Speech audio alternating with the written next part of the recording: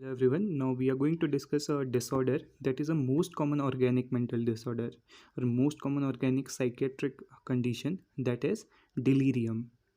Okay, understanding delirium is very important. Around 75% of patients in ICU at some point of time have this condition, delirium. It is an acute onset condition where the patient has loss of consciousness, okay, impaired consciousness compared to we discussed dementia where the consciousness was intact. Here the patient is disoriented to time, place, and person. Also, autonomic dysfunctions like decrease in BP and decrease in heart rate. These are the manifestations seen in the case of delirium. Typical difference from other psychiatric condition is that generally in all the psychiatric condition, the auditory hallucination are what are more common than the visual hallucination. But in case of delirium, the visual hallucination are more common than the auditory hallucinations. Talking about some more clinical features, we already discussed about the loss of consciousness. There is also impairment of attention that is characterized by difficulty in focusing or shifting the focus or sustaining the attention. There are three possibilities. There are also perceptual disturbances, which we already discussed. Also, there are disturbances in cognition that is characterized by an impaired abstract thinking, or there can be difficulty in comprehension. There can be impairment of recent as well as immediate memory, and there is increased reaction time. Talking about the causes of delirium, these causes somehow in their severe form affect the brain and hence lead to delirium. Let's first talk about some infection. These infection includes encephalitis and meningitis, which are actually involving brain itself.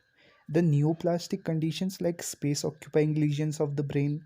We have vascular conditions like hypertension leading to target TOD, okay, target organ damage leading to hypertensive encephalopathy.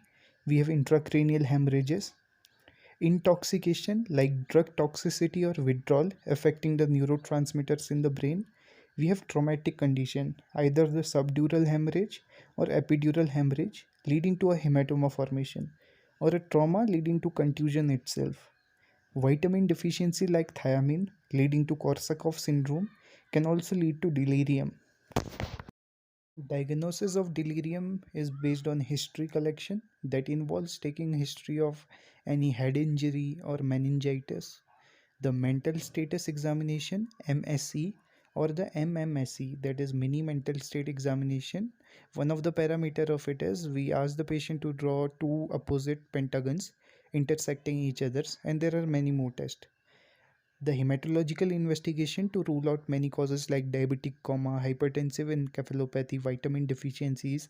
These include the blood grouping, blood glucose, ESR for the inflammatory conditions, complete blood count, and urine examination. Talking about the treatment of delirium, it's based on the identification of the cause of delirium as well as we have to immediately correct it. Like in the case of hypoglycemia, we have to give 50 milligram of 50% dextrose IV. If the cause is hypoxia, we give oxygen. If the cause is thiamine deficiency, we give 100 milligram of thiamine intravenously directly. Or if there is an electrolyte imbalance or the fluid and electrolyte imbalance that is the cause for delirium, we go on and give the patient IV fluids.